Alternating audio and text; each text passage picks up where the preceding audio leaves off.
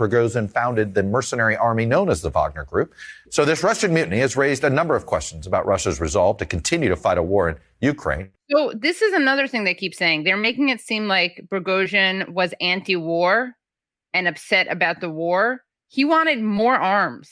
He did. He led the fight to take Bakhmut from Ukraine, and he accused the Russian military of undermining him and not giving him enough weaponry.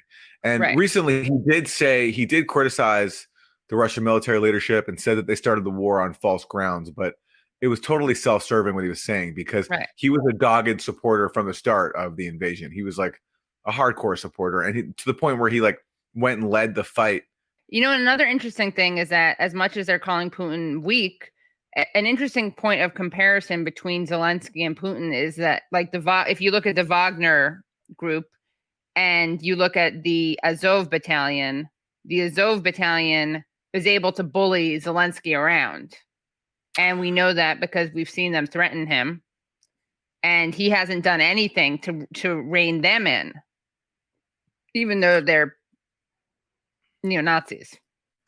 That is such a good point, and that would never, ever be made on shows like this, because you can't acknowledge the influence of Ukraine's far right and how they actually have undermined Zelensky.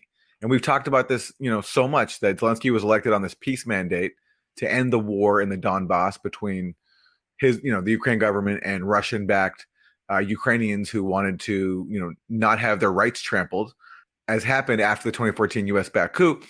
And when Zelensky went to the front lines and tried to tell Azov to stand down because he wanted to make peace, they told him to go away.